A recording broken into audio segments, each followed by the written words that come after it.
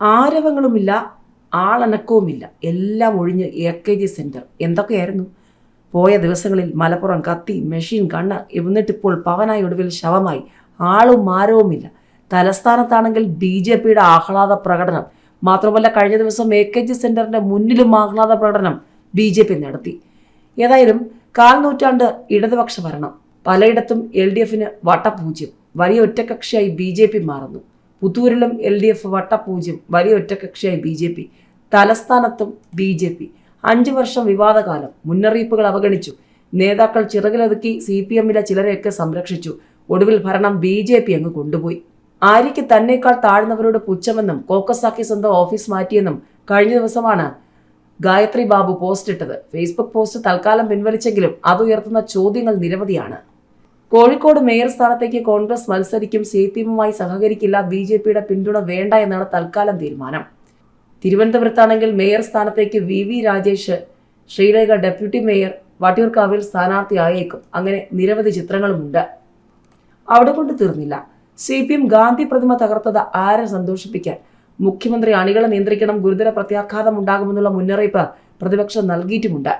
പുതിയ AKG സെന്ററിലേക്ക് CPM സംസ്ഥാന ആസ്ഥാനം മാറിയ ശേഷം ആദ്യമായാണ് സംസ്ഥാന തലത്തിൽ ഒരു തിരഞ്ഞെടുപ്പ് ഉണ്ടായത്. അവിടെ ആഹ്ലാദത്തിന്റെ പൂത്തിരികളൊന്നും കത്തിയില്ല. ആളും മനക്കവും നന്നേ കുറവ്. ആദ്യ ഫലസൂചനകൾ വന്നു തുടങ്ങിയ ശേഷം രാവിലെ സംസ്ഥാന സെക്രട്ടറി MV ഗോവിന്ദൻ ഓഫീസിലെത്തിയിരുന്നു. പതിവായി പിൻവശത്ത് കാറിറങ്ങി മുറിയിലേക്ക് കയറി പോകാറുള്ള ഗോവിന്ദൻ പതിവ് തെറ്റിച്ചില്ല. തിരഞ്ഞെടുപ്പ് ഫലം MV ഗോവിന്ദൻ TVയിൽ വീക്ഷിക്കുന്ന ചിത്രം പകർത്താനായി മാധ്യമങ്ങൾ കാത്തു നിന്നെങ്കിലും ഫലപ്രഖ്യാപനത്തിന് ശേഷം പ്രതികരിക്കുമെന്ന് അറിയിപ്പുണ്ടായി. LDF കൺവീനർ TP രാമകൃഷ്ണനും എത്തിയെങ്കിലും മാധ്യമങ്ങൾ ചോദ്യങ്ങളുമായി സമീപിച്ചെങ്കിലും ഫലം വരട്ടെ എന്ന് പ്രതികരിച്ച ഓഫീസിലേക്ക്. പിന്നീട് ആദ്യമെത്തി മാധ്യമങ്ങളെ കണ്ടതും LDF കൺവീനറായിരുന്നു. തിരുവനന്തപുരം കോർപ്പറേഷൻ NDA പിടിച്ചതിന്റെ നിരാശ പ്രതികരണത്തിൽ നിഴലിച്ചു. അപ്രതീക്ഷിത തിരിച്ചടി അംഗീകരിച്ചെന്ന ആമുഖത്തോടെയാണ് പാർട്ടി സെക്രട്ടറി തുടങ്ങിയത്.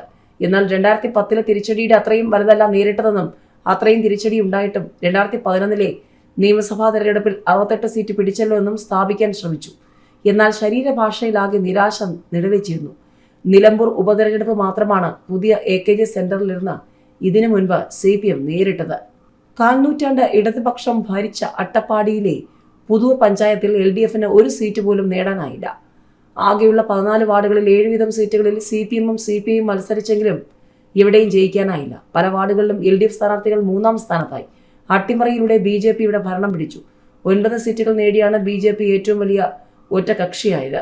ഭരണത്തിലെ പോരായ്മകൾ ജില്ലാ നേതാക്കൾ തിരുത്താൻ ശ്രമിച്ചിട്ടും എതിർത്തിട്ടും ആര്യ രാജേന്ദ്രന് CPMലെ സംസ്ഥാന നേതാക്കൾ നൽകിയ പിന്തുണയാണ് തിരുവനന്തപുരത്തെ തെരഞ്ഞെടുപ്പ് തിരിച്ചടിക്ക് പിന്നിലെന്ന ആരോപണം. ആര്യയ്ക്കെതിരെ ഭരണസമിതിയിലെ കൗൺസിലറും സ്റ്റാൻഡിംഗ് കമ്മിറ്റി ചെയർപേഴ്സണുമായിരുന്ന ഗായത്രി ബാബു പ്രകടിപ്പിച്ചത് പാർട്ടിയിലെ ഒരു വിഭാഗത്തിന്റെ രോഷമാണ്.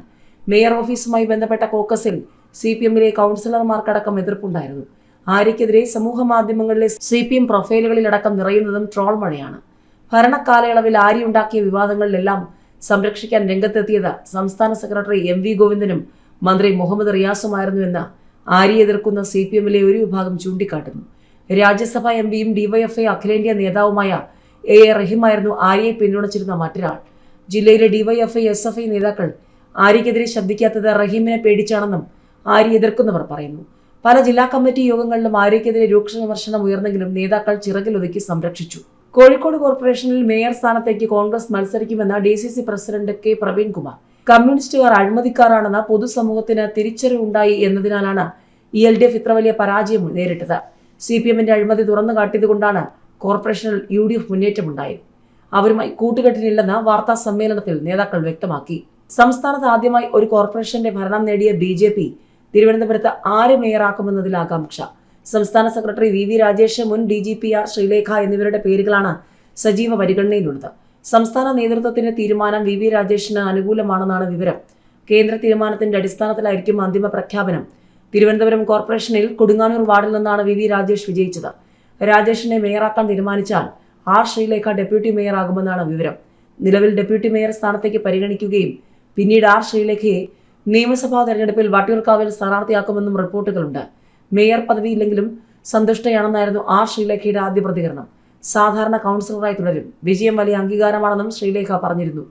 CPMന്റെ മേയർ സ്ഥാനാർത്ഥികളായി പരിഗണിച്ചിരുന്ന മുതിർന്ന നേതാക്കളും UDFിൽ നിന്ന് ശബരിനാഥൻ അടക്കമുള്ളവരും വിജയിച്ച പശ്ചാത്തലത്തിൽ കൗൺസിൽ യോഗങ്ങൾ പ്രക്ഷുബ്ധമാകുമെന്ന് ഉറപ്പാണ്.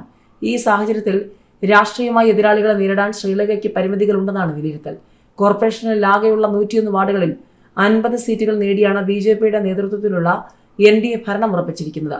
LDF 29 സീറ്റുകളും UDF 19 സീറ്റുകളുമാണ് നേടിയത്. 2 സീറ്റുകളിൽ സ്വതന്ത്രരും വിജയിച്ചു.